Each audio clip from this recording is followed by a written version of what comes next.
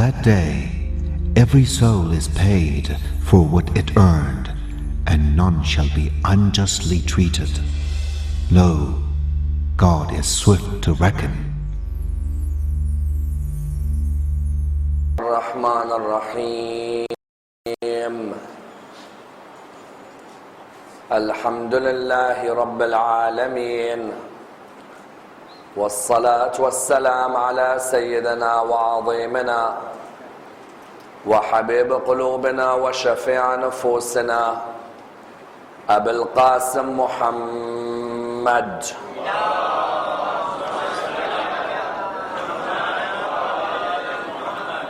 وعلى أهل بيته الطيبين الطاهرين وأصحابه الغر الميامين. الحمد لله الذي جعلنا من المتمسكين بولاية سيدي ومولاي علي بن أبي طالب. اللهم صل على محمد. الحمد لله الذي هدانا لهذا وما كنا لنهتدي لولا أن هدانا الله. أما بعد، يقول الله في كتابه الكريم: بسم الله الرحمن الرحيم. قل لا أسألكم عليه أجرا إلا المودة في القربى. The first of our salawat in honor of Rasulullah Muhammad sallallahu alayhi wa alihi wa sallam.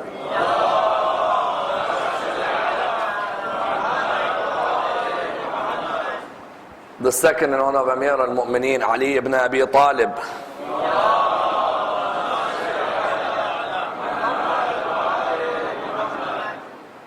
The third with your loudest voices in honor of the Imam of our time, Imam Sahib al-Asr wal-Zaman.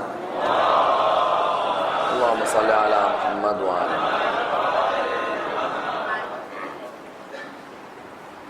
Respected scholars, brothers and sisters, Assalamu alaikum wa rahmatullah wa barakatuh.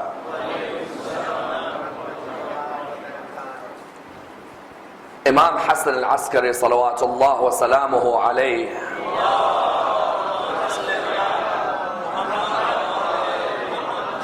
was born in the year 232 after Hijrah and died in the year 260 after Hijrah at the age of 28. A man from whose life many a lesson may be learnt, and indeed many an example may be derived. And a man whose life affects each and every one of our lives today. For he is known as being the father of the final of the Imams of Al-Muhammad, Imam Al-Mahdi, salawatullah wa salamuhu alayhi.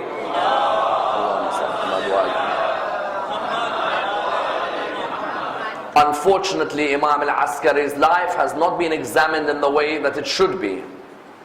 There are many who know very little about the life of Imam Al-Askari, and many who do not know about the political circumstances that surrounded the life of this great personality. It is unfortunate to see that there are not enough detailed commentaries on his life, or indeed analyzed biographies about what he faced. And indeed he faced hardship more than any of the Imams of Al-Muhammad, in the fact that the Abbasids had now known that the time was coming near for the birth of the promised one from the line of Fatima. Therefore there is a need for us to dissect his life, as well as open up in reading about his great companions, personalities such as Fadl ibn Sha'dan, and indeed personalities such as Abu al-Adyan. When we look at the Imam, as we said, the Imam was born in the 232nd year after Hijrah. His mother's name was Hadeesa. In some narrations she is known as Saleel, and you find that in other narrations she is known as Sosan. But what is clear was that his mother's origin was from the southern part of Egypt. And therefore you find again another of the Imams of Ahlul Bayt whose mother comes from an area in Africa. His mother was revered for being one of the most pious women who was alive at the time. And you find that the Imam was one of 5 children. The Imam had an elder brother by the name of Muhammad, and himself, and a brother by the name of Hussein, and a brother by the name of Ja'far, and a sister by the name of Aliya or Aliyah. Many times people, when they name the name Aliya or Aliya, many times they name it because they think it sounds good. If you were to actually ask them, who are you naming it after? They're like, you know what, the flow seems nice. No, no, no, no, no. It's the sister of Imam Al-Askari. That should be the intention when we name names. You find that Imam Al-Askari, amongst his brothers, you had two types. You had the very religious and the not so religious. And this highlights that even in the lives of the Imams of Ahlul Bayt, in one family you may have a brother who's very religious and a brother who's not necessarily religious at all. Because Imam Al-Askari's elder brother Muhammad was one of the most pious sons of any Imams of Al-Muhammad. That's why those of you who had the honor of visiting Samarra, on the way back you might have stopped at Balad. When you stopped at Balad, you went to Sayyid Muhammad, didn't you? Sayyid Muhammad is the brother of Imam Al-Askari. He is buried not too far away from Samarra in the land of Balad. He was born 3 years before Imam Al-Askari. Muhammad was born in the year 229 after Hijrah. And he died around the year 252 after Hijrah at the age of 23. And you know this Muhammad, Imam Al-Hadi used to love him very much. On the first level, Muhammad is the eldest son, and this highlights that our belief in Imamat is not a belief in the eldest son. Otherwise, Muhammad, son of Imam Al-Hadi, would have been the Imam. Muhammad, the son of Imam Al-Hadi, was one of the most pious people. And the narrations say to us, nobody was as respected, as honorable, or indeed as pious as Muhammad. And you found that there are different reasons as to his death. One narrations mention that Imam Al-Hadi had a piece of land in Balad. Muhammad went to collect the revenue of that land and he died there. Another narration says that no, he had a natural death in that land. You find that when Muhammad died, Imam Al-Askari is narrated to have ripped his shirt open when he heard the news. Now this is something unusual for an Imam of Ahlul Bayt. To show emotion like this is something very unusual. So they came to Imam Al-Askari and they said, Imam, you are ma'soom, you are infallible. How are you one who rips your shirt upon hearing the news of the death of your elder brother? To which he replies, when Nabi Musa heard about the death of Harun, he did the same thing. Nabi Musa, when he heard the news about Harun's death, he also ripped his shirt. It's as if the chest gets enclosed. There is a lack of breath. You want to open your shirt. It's sad news. Muhammad, the son of Imam Al-Hadi, I recommend you to perform his ziyarah. Why? Because amongst the gifts of Muhammad, the son of Imam Al-Hadi, is that Allah answers the prayers under his dome. And especially the prayer of a family who cannot have children. If you go there, you'll see outside the haram, there is a cradle. The reason there's a cradle is, many people who were not able to have kids went and visited or done the ziyarah of Muhammad, the son of Imam Al-Hadi. And after they came back, Allah granted them their dua. Therefore you found Muhammad, the son of Imam Al-Hadi, the brother of Imam Al-Askari, had died before Imam Al-Askari. And you find Imam Al-Askari also had a brother by the name of Ja'far. This Ja'far was not the most pious of men. On the contrary, there are ascriptions to Ja'far as being a known liar amongst other acts. And it shows you in one family you may have a family with a fantastic name, but you find that amongst them there may be people who are religious and there are people who are not so religious.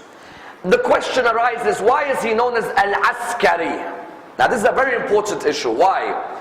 Because there are many who say, Assalamu alayka ya Imam Hassan Al-Askari. You say to them, why is he known as Al-Askari? They say, I have not got a clue. So you say, then what is the need of you respecting a man who you don't know the background of? Surely there has to be a background to the title. The reason he is called Al-Askari, Al-Askari refers to an army base. There are certain cities in Iraq who were originally army bases. They were not cities. They were army bases where if the army was driving or riding past an area, the army would stop there for a while and move on. For example, Kufa. Kufa was not a city. Kufa was an army base. Sa'ad bin Abi Waqqas, when he took his army there in the 17th year after Hijrah, Sa'ad bin Abi Waqqas said, this area looks like an area where people can live. So what happened was, Kufa was not a city. Kufa became a city after Sa'ad bin Abi Waqqas decided people can live here. Originally, Kufa was on the outskirts of an old Assyrian city by the name of Aluqa. Otherwise, Kufa later on became a city. Likewise, Imam, where he resided, was also originally an army base. Samarra was not a city. Samarra was an army base. And you found that why did it become an army base?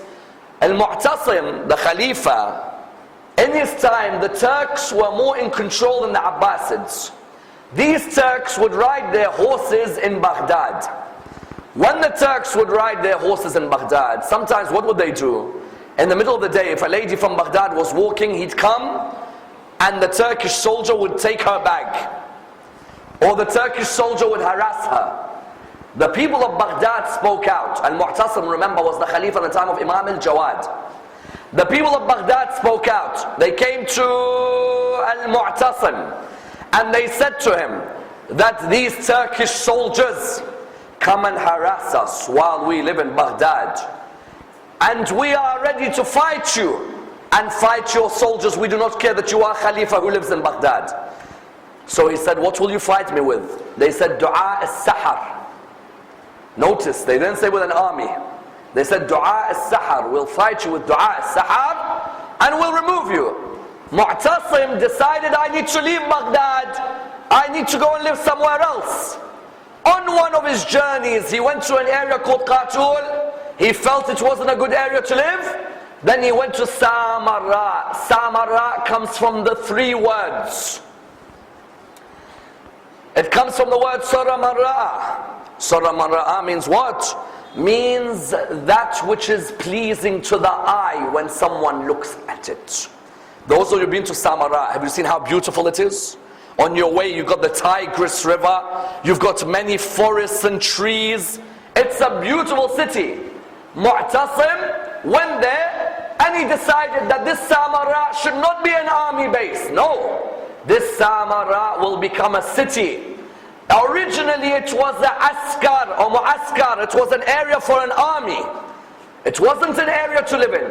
He's the one who changed it to Samarra. And you find after him, Mutawakkil al-Abbasi had a famous incident in that area. From that time they called it the area of Al-Askariyin. Imam al-Hadi and Imam al-Askari are called Al-Askariyin. The two who were there present in the mu'askar or in the area of the army. I remember Al-Mutawakkil told all his soldiers, I want all of you to collect bags of wheat.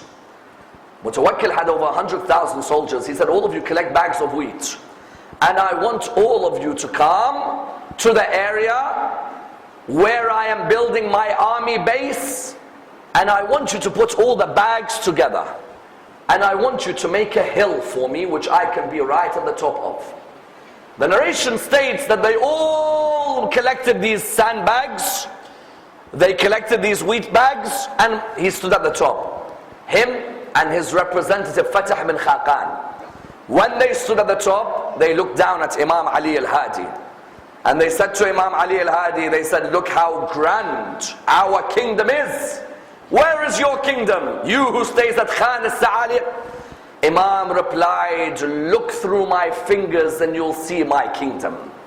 And when Mutawakkil looked through his fingers, the narrations narrate that he recognized that you can build a palace so high and you can have the highest peak. I have Allah's soldiers at the top to look after me. What you had therefore, he was called Imam Hassan Al-Askari, because living in that area, it was an army base. And so the attribution is because of this. He had his brother Muhammad, him, Hussein, Ja'far and Aliya. And from a young age, Imam Al-Askari was already showing qualities like his forefathers. That one person narrates, I was walking one day, I saw these children, all of them are playing with toys, except one young child who had shed a tear. He had shed a tear. So I came up to him, I said, young man, I see you've shed a tear. Are you sad that you don't have any toys? Shall I go and bring you toys? He looked at me and he said, oh man, this world wasn't made for us to play with toys. He said, I looked at him, I said, I've never heard someone so young answer me like this. So I said to him, what do you mean? He said, oh man, have you not read the Quran? He said, I'm looking at this child and he's talking to me about the Quran. I said to him, what do you mean? Which verse in the Quran? Look at Al-Muhammad. The Quran is part of their life, not something just in Shahr Ramadan. Their followers today, Shahr Ramadan, every Quran comes out.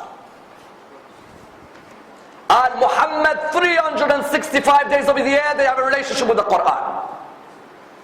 He said to him, which verse? He said, have you not read Surah 23, verse 115? He said, I don't even know what it says, tell me.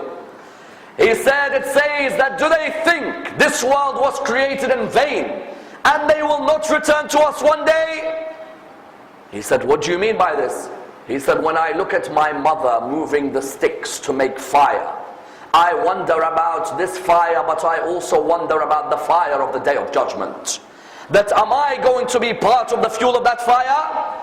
He said, I asked the people, who is this child who's speaking to me like this? They said, Hassan Al-Askari. From a young age, Imam Al-Askari had this ability, and that's why the Abbasids had known that any moment now Al-Mahdi will be born. Is it Al-Askari? Is it the one after him? The Abbasid Khalifa decided, Al-Mu'taz, he decided that, you know what I'm going to do? Imam Al-Jawad, we let him free to answer questions. Imam Al-Hadi, we let him free to answer questions. This young man, it's better that we kill him. They made a decision. Their decision was that we're going to kill him. They said to him, but he's a young man. He said, I do not care. His father has now passed away, and now it's the time that we kill him. There's no need for these people in our territory. So he asked his companion Ibn Sa'id, he said, oh Ibn Sa'id, I want you to do something for me. He said, what is it? He said, take the young man towards the palace of Ibn Ubair. On the way, kill the young man. And when you've killed him, come back and make an announcement that an accident unfortunately happened. And that's why the young man is not present with us anymore. They wrote letters to Imam Al-Askari saying, oh Imam, we were at a meeting between Mu'taz the Khalifa and Ibn Sa'id, and he's planning to kill you on a journey. Remember, Imam was how old when his father died? Imam was around 22 years of age. So what happened was, he said, they're planning to kill you. Imam said, do not worry, this person in a few days time, he will be killed. And it's true, subhanallah. Within 3 days, that Ibn Sa'id, the Turks had killed him. When the Turks killed Ibn Sa'id, the Khalifa decided, this Al-Askari, the best position for him is where? The best position for him is we place him in prison. And that's why you find Imam Al-Askari, may Allah bless his soul, 6 years from the age of 22 until the age of 28, was placed in prison for the rest of his life. The Abbasids had two types of prison. One type of prison was a public prison.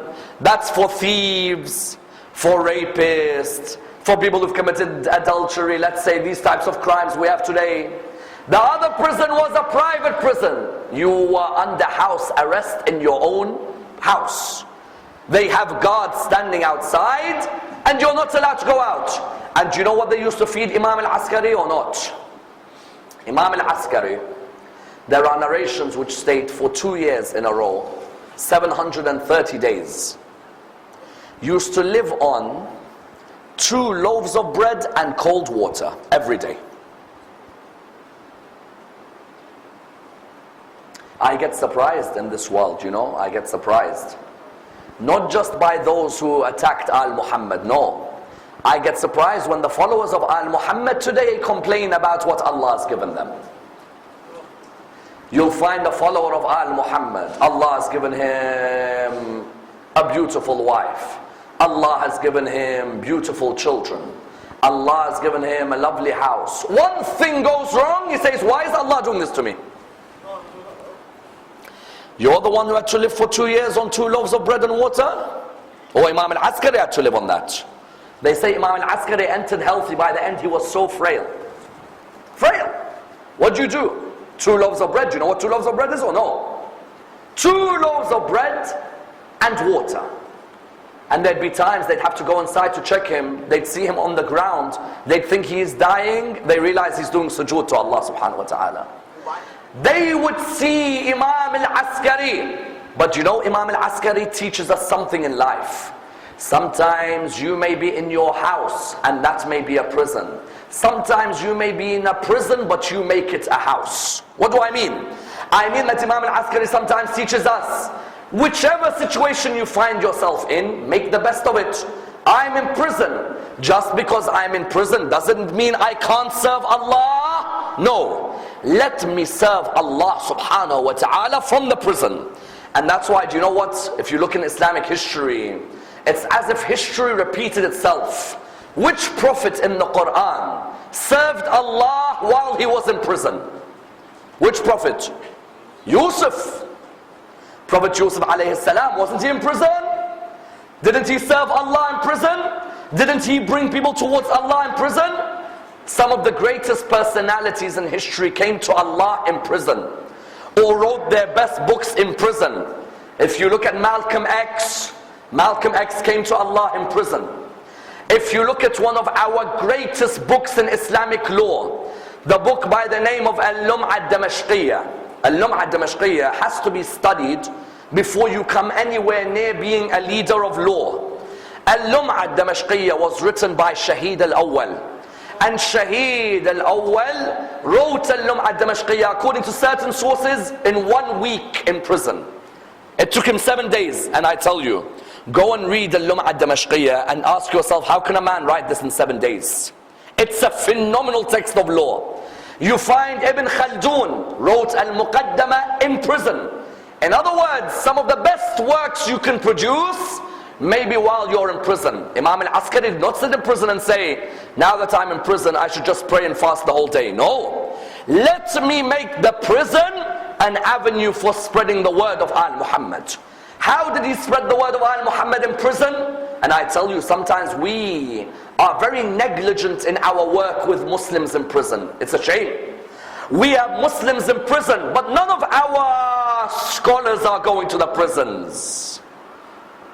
Our scholars, alhamdulillah, their nikah and salat al-mayyit is very strong. But their outreach work can also improve. We need more scholars who visit prisons to see the Muslims in prison, to talk with them, to guide them. Imam Al-Askari taught us, I am in prison, but I'll bring people towards Ahlul Bayt from prison. And that's why, what do you find? You find, for example, Imam Al-Askari, the first way was that he thought to himself, my manners in prison will hopefully bring people towards Ahlul Bayt. How? Salih ibn Wasit narrates, Salih ibn Wasit was a governor for the Abbasid Khalifa. He used to watch over Imam Al-Askari in prison. When he watched over Imam Al-Askari, he narrates, I sent 2 of the worst prison guards you will ever see in Samarra into the prison of Imam Al-Askari. He said, I told them, torture this man as much as you can. Torture this man as much as you can. The narrations mention that one day a group of people came to Salih. They said to him, Salih, you used to be very harsh, but you're not as harsh as you were before. He said, what do you mean? He said, these guards that you're sending into Hassan Al-Askari are not doing anything.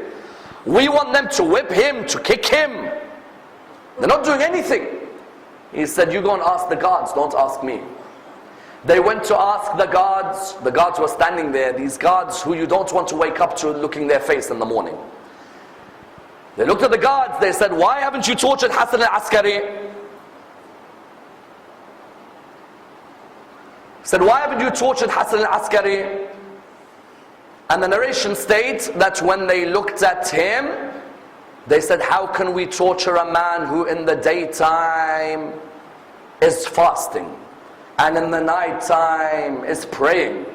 And whenever we look at him, we see his tongue moving in praise of Allah subhanahu wa ta'ala.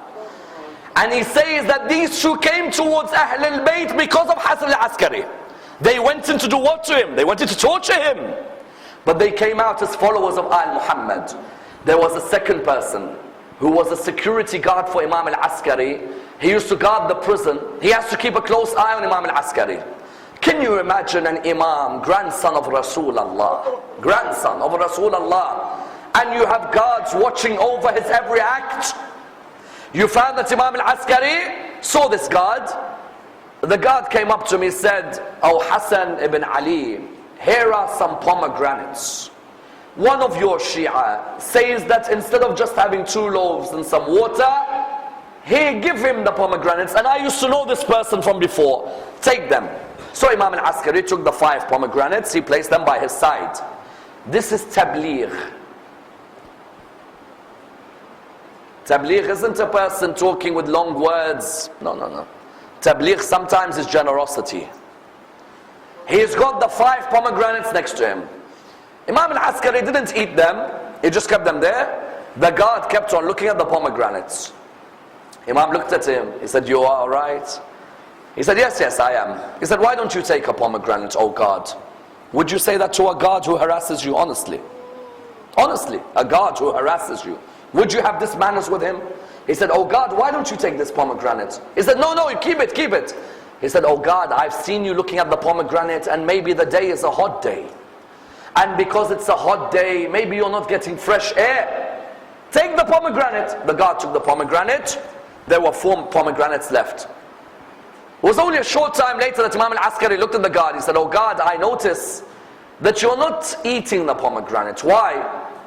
The guard said, "Don't worry, you don't need to ask." He said, "No, tell me." He said, "You know, I have young children at home, and I want to save the pomegranate so that my children can eat."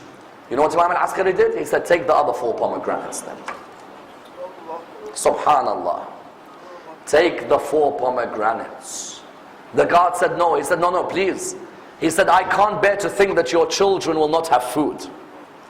Ya Imam, you are on 2 loaves of bread, and you're concerned about him." And remember, tonight is the night of the father of Imam Al-Hujjah. This message goes out to Imam Al-Hujjah tonight, that his father has 2 loaves of bread and the pomegranates. He says to the guard, "Take it." Then after that, when the head of the guards found out that Hassan Al-Askari is like this, there was a Turkish head of guard.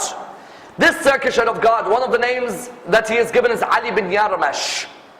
Another is Ali bin Utash. There is a difference of opinion on the names. This Turkish guard says, "If you are not going to treat Hassan Al-Askari in the way that he should be, by not whipping him while he's in his house, then I'm going to take him to my house. And I've got orders that even if I kill him, there isn't an issue." The guard took Imam Al-Askari. They took him away out of his house, out of the prison.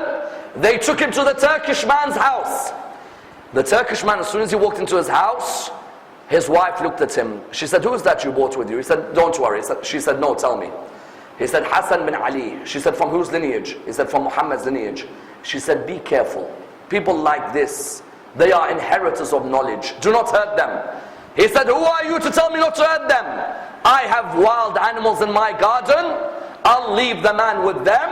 They have not eaten for a few days. Let them enjoy his flesh." You know, before Imam Zaman, people ask, Imam Zaman, why did Allah raise him? Why? Because look at the way they're behaving with his father and with his grandfather. You think Allah subhanahu wa ta'ala wants to keep a blessing like this with these people? They put Imam Al-Askari in, what he did, he put him in a cage with the wild animals. Absolutely no heart whatsoever. Do you know how low it is for a human to do such a thing? And he walked back to his house. His wife pleaded with him, he didn't listen. His wife pleaded with him, to listen. She said to him, "At least go back out. Now that they've killed him, go back out and have respect for yourself in burying his body, what remains of it." He narrates, "I swear by God that I walked back out to the cage. I saw Hassan Al-Askari prostrating with the animals all next to him." Imagine. He said, "I could not believe that these animals had not eaten him. They had not eaten anything. And they were prostrating next to him." This same man, Ali bin Yarmash, who put Imam Al-Askari in prison when his son fell ill. Do you know who he went to? Imam Al-Askari. He went to Imam Al-Askari in prison. He said, Hassan bin Ali, I need a favor, and I know I've been harsh towards you, and I know I've been giving you the worst of gods. I need one dua. He said, what, why? He said, my son is ill, and the doctors say he's going to die, and you're the only one who can read dua for him. I beg of you, read a dua. Imam Al-Askari said, no problem, recite the following dua with me. He began reciting the dua, began the reciting. He said, go home now, your son will be okay. He says, I swear I went home and my son had recovered fully. Tell me, would you recite a dua for a man who tortures you? But Al-Muhammad, their level of generosity, their level of morality is higher than all of this. And that's why, do you know, one day they tried to mock Imam Al-Askari? And do you know how they tried to mock him? One day the Khalifa's horse, the Khalifa bought a horse which was too wild. A wild horse. Do you know what the Khalifa said? This wild horse of mine, when I sit on it, it's not been tamed. It causes me trouble. Get Hassan al-Askari out of prison, let him sit on the horse so it throws him off. I don't know what these people are, honestly. Barbaric people or Muslims. And he says, but on the other hand, I know Hassan al-Askari, if he truly is from the line of Rasulullah, that horse will never throw him off. You find that when Imam al-Askari sat on that horse was tame, and he told the man, hey, come and take your horse back. The point was what? The point was that Imam Al-Askari, the first way he brought people towards Ahlul Bayt in prison was through his manners. They were giving him 2 loaves of bread and water. He was showing generosity back to them. That's number 1. Number 2, while in prison, there are 2 books which are ascribed to Imam Al-Askari. And I tell you today, if you go to many of the followers of Ahlul Bayt, you say, what's the books of Imam Al-Askari a.s? What's the books? They'll turn around to you and they'll say, what do I know about books? Well, what are you talking about books? What's the books of Imam Al-Askari? Are there any books of Imam Al-Askari? Or did Imam Al-Askari just live for a few years and die? Brothers and sisters, when we want to build a community, don't come and give me 100 plans for building a community when you don't know anything about the Imams of Al-Muhammad. Because the Imams of Al-Muhammad are what made us. Therefore, when we want to build communities, make sure you are people who are acquainted with the teachings of the Imams. Imam Al-Askari while in prison, do you know there are many people today who don't know a single book of Imam Al-Askari? And they've been to Samarra. I say to them, when you've been to Samarra, why did you go to Samarra? Why? Isn't it so you learn about Imam Al-Askari? What? Samarra is just a holy place to go and sit next to a grave? Imam Al-Askari in Samarra, 2 books he wrote. And these books should be in our houses. And it's a shame, forget them being in our houses, people don't even know about them.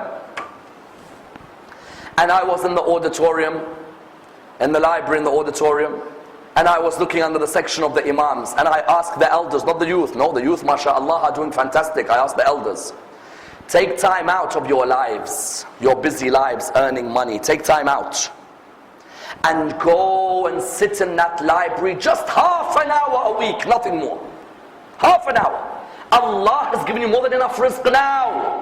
Allah subhanahu wa ta'ala wants us to be a community of educated readers. That library which is there, it's a shame hardly people go. There's a book there in the library, translated by Ansariya, and it's available, the tafsir of the Quran of Imam Al-Askari a.s.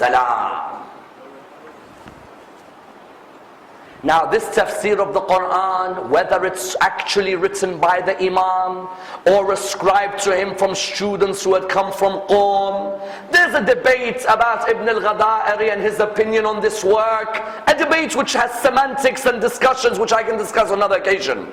But the tafsir of Imam Al-Askari, even Shaykh al-Saduq relies on it in the Faqih. You find that this tafsir of Imam Al-Askari, while in prison, and while under house arrest, people would come and ask verses of the Quran from Imam Al-Askari. And Imam Al-Askari would answer it in his tafsir. And that tafsir is with us until today. You ask people, have you read the tafsir of your 11th Imam or no? Another of his great works is a fiqh work, Al-Muqni'. This work until today is available with us today. It is there. It's a book of all jurisprudential questions, where Imam Al-Askari writes letters answering his Shia on different aspects of fiqh. Today when people say, how do these Maraja answer questions? The Maraja answer questions by using the book of Imam Al-Askari and Imam Al-Hadi alayhim as-salam. These two books, Imam Al-Askari, you think he wrote them under a time where he's sitting under the sun in a nice house? He wrote them while he was in prison. While in prison, Imam Al-Askari would write them. Further than this, do you know what Imam Al-Askari would also do while in prison? He'd tell the people, what is happening outside of prison? Come and tell me. Do not keep me unaware, so I can help you guide. I can help you answer the questions. One day, a person came to him. He said, oh Imam, do you know Ishaq al-Kindi? He said, yes. He said to him, Ishaq al-Kindi has written a book called The Contradictions in the Quran. There are some verses in the Quran which sound contradictory. And unless you have strong knowledge of the Quran, which we need in this generation, then do not be surprised if you will be bamboozled by some of the questions about contradictions in the Quran. Someone says, what do you mean? For example, in one verse in the Quran, Ishaq al-Kindi said there's a contradiction. In one verse of the Quran, God says that marry 1, 2, 3 or 4 women. In another verse in the Quran, God says you can never treat them justly, so stick to one. So some people ask, how is it in one verse God says marry 4, in another God says you can't treat them justly? And this on the internet is a major question. On the internet today, many say the Quran has contradictions. In the time of Imam Al-Askari, Ishaq al-Kindi wrote a book, The Contradictions of the Quran. He says if the Quran is the book of God, then it wouldn't have contradictions. In one verse of the Quran it says marry 1, 2, 3 or 4 women.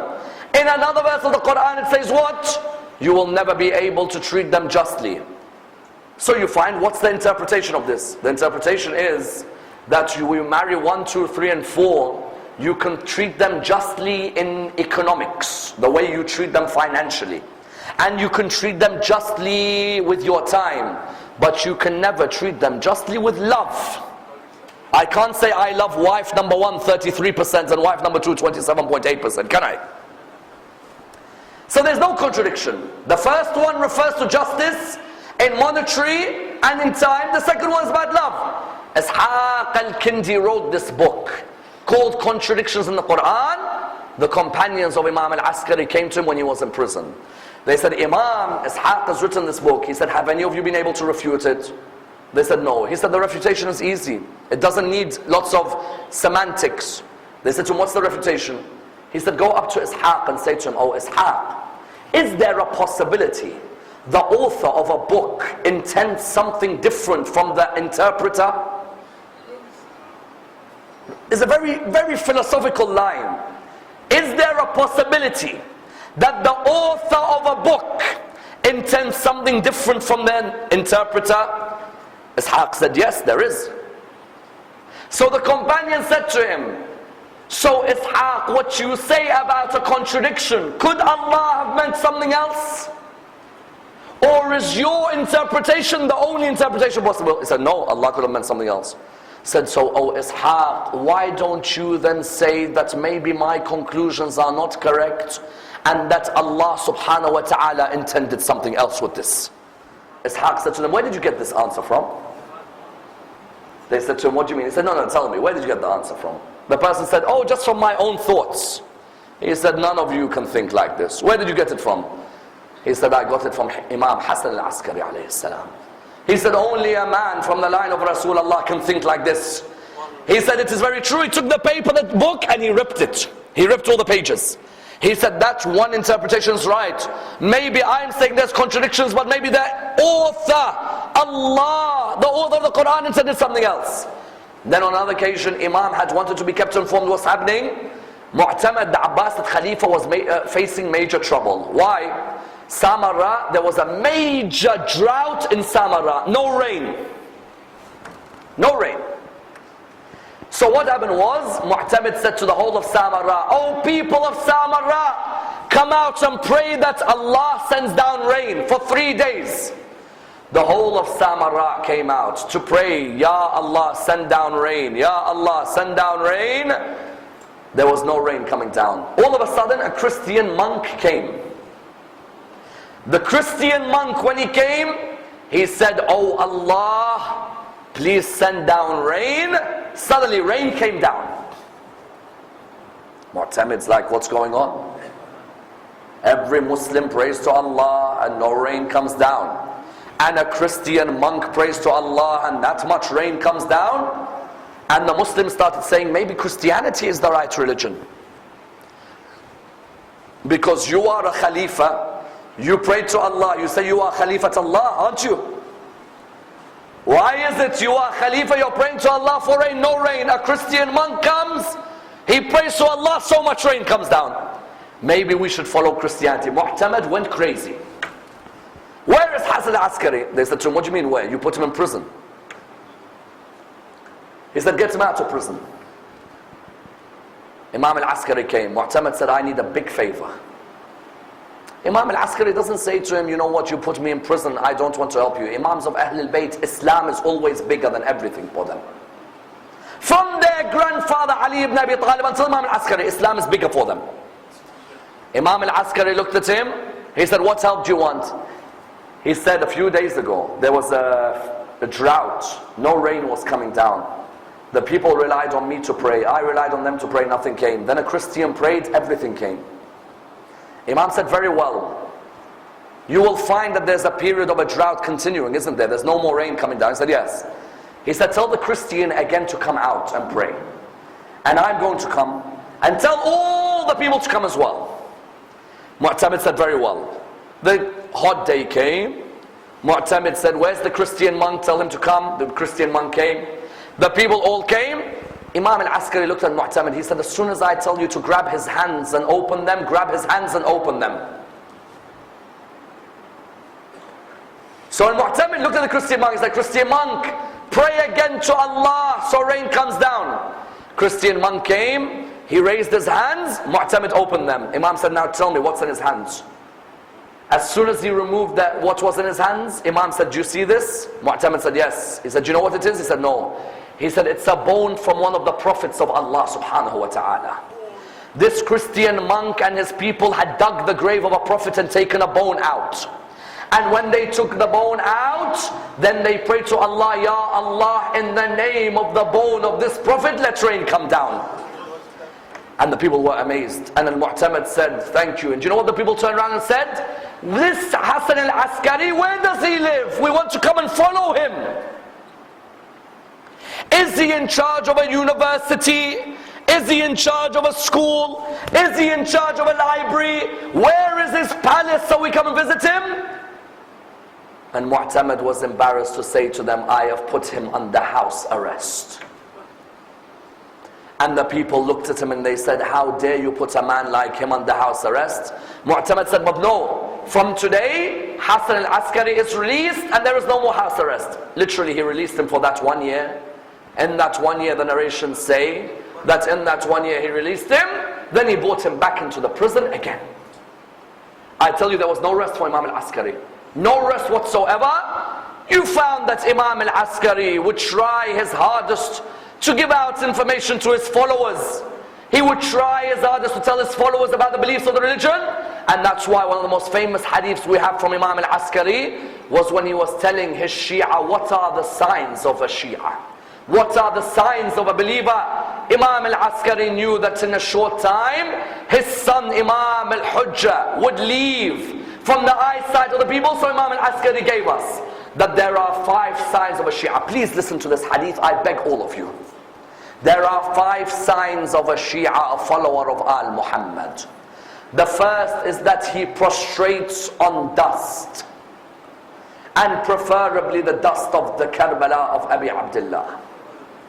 Someone says, why do we prostrate on dust? Why don't we prostrate just on carpet? We in the school of Ahlul Bayt have clear evidence that Rasulullah has a hadith where he says, number 1, إِنَّمَا جُعِلَتْ لِيَ الْأَرْضِ مَسْجِدًا وَطَهُورًا. The earth has been made a place which is pure and for prostration. And that Rasulullah in his time there were no carpets.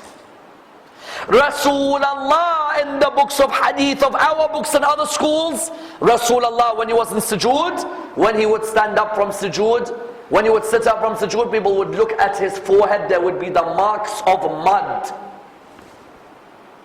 the marks of clay.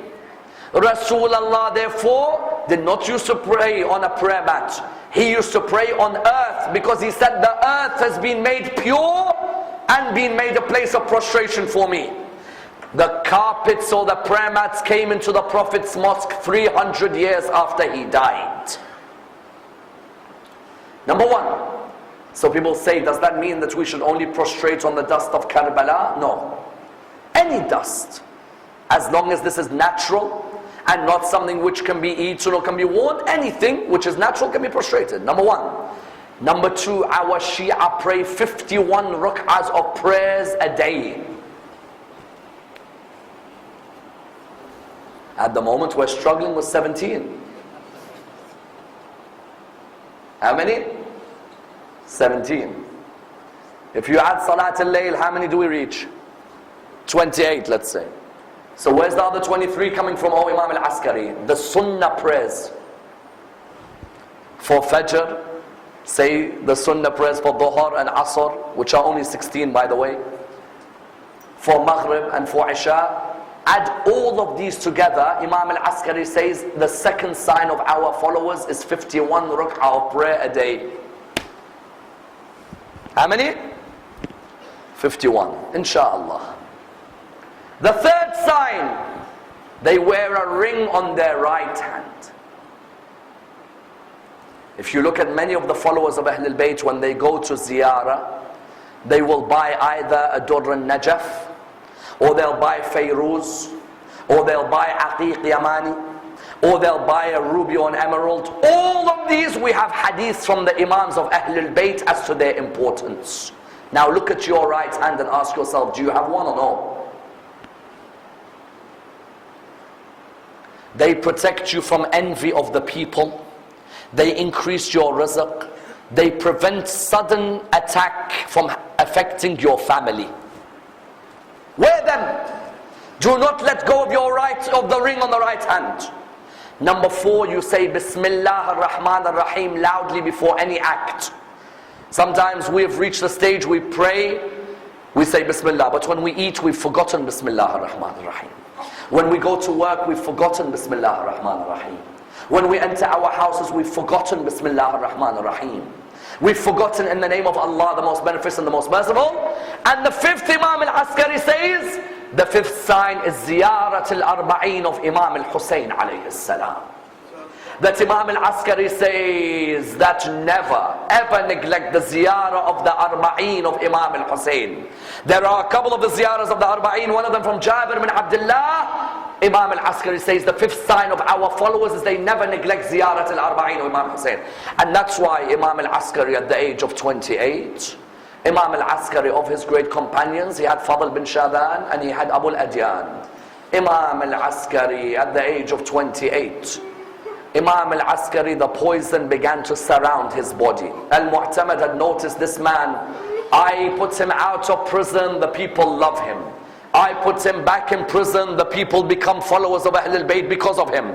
It's better that I poison him. May Allah give patience to the Imam of our time, when he remembers his father Imam Al-Askari a.s. And the narrations say that Imam Al-Askari said to his companion, O Awwal Adyan, I'm giving you some letters to go to Madain. You know where Salman is buried, in Madain? He said, I'm giving you some letters. Go to Madain. I want you to go there, deliver these letters. You will return in 15 days. When you return to Samarra, you will hear the people saying, Al-Askari has died.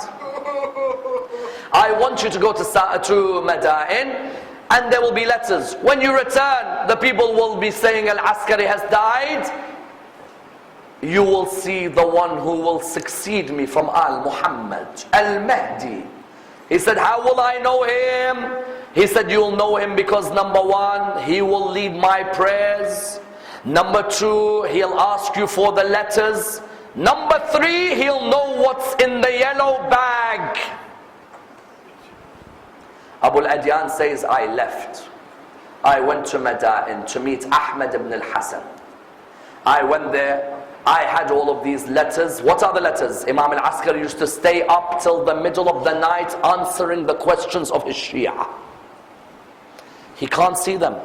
So he writes his answers and they send them back as letters. He went to Ahmad ibn Hassan. Ahmad ibn Hassan welcomed him. They stayed there for a few days. Abul Adyan says, all I was thinking about was Imam Al-Askari. I was thinking about my Imam. What's going to happen to him? When I returned back to Samarra, I said to him, oh Abul Adyan, if you saw what happened to his shrine only recently, you'll know that this Imam Al-Askari until today is oppressed by his followers and his enemies. You found, Abu Adyan says, I left Ahmad ibn Hassan, I came back to Samarra. When I entered Samarra, I saw people coming out, crying and crying. I said to them, what's wrong? They said to me, Hassan al-Askari has died. He said, I went to the house of Imam al-Askari and I saw his brother Ja'far standing there, about to lead Salat al-Mayyit, the prayers of the one who is deceased.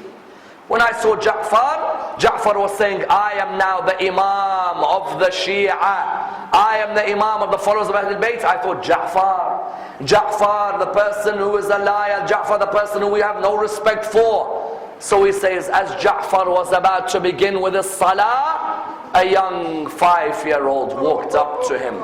He said to him, oh Ja'far, move. I have a greater right to lead the salah than you do. Ja'far was amazed. Who is this young man who has come, who we will discuss tomorrow? Ja'far returned back. The young man led the salah. Then after the young man finished the salah, he turned around and he came and he said to Abu Adyan, where are the letters? Abu Adyan knew that this is also a sign.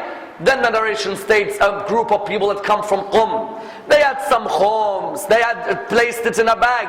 They came. They said, who is the rightful successor of Hassan al-Askari? The people looked and they said, it is Ja'far. Ja'far said, it is me. The people of Qum said, then tell us, if you are his rightful successor, what's in the bag? He said, what do you think? I have knowledge of the unseen? Then someone came and said, there is 1,010 dinar in the bag. They said, you are right. Who told you? He said, my Imam Al-Hujjah ibn Al-Hasan Al-Mahdi Ajjalallah Farajahu Al-Sharif. As soon as they heard that, they said, where is he? They turned around, Mu'tamad heard. He said, where is the young boy? The Imam had been taken away. And you found that difficult period for the followers of Al-Muhammad, which inshallah we will continue to discuss tomorrow, as to the biography of Imam Sahib Al-Asri wal-Zaman. We pray to Allah subhanahu wa ta'ala to raise us with Imam Al-Askari a.s, to allow us to visit his shrine in the land of Samarra. Ya Allah, allow for the rebuilding of that holy shrine, and the shrine of the mother of our Imam, and the sister of our Imam. Ya Allah, allow us to receive his intercession in this world and the hereafter. We pray to Allah subhanahu wa ta'ala for our brothers, especially the ill ones in our community and those around the Islamic world, with the following dua. Bismillah ar-Rahman ar-Rahim. أَمَّنْ يُجِيبُ الْمُضْطَرَّ إِذَا دَعَاهُ وَيَكْشِفُ السُّوءَ أَمَّنْ يُجِيبُ الْمُضْطَرَّ إِذَا دَعَاهُ وَيَكْشِفُ السُّوءَ أَمَّنْ يُجِيبُ الْمُضْطَرَّ إِذَا دَعَاهُ وَيَكْشِفُ السُّوءَ. I beg you raise your hands just with a bit more fervor. أَمَّنْ يُجِيبُ الْمُضْطَرَّ إِذَا دَعَاهُ وَيَكْشِفُ السُّوءَ أَمَّنْ يُجِيبُ الْمُضْطَرَّ إِذَا دَعَاهُ وَيَكْشِفُ السُّوءَ. We pray to Allah subhanahu wa ta'ala with a surah al-Fatiha, but before it the loudest of your salawat.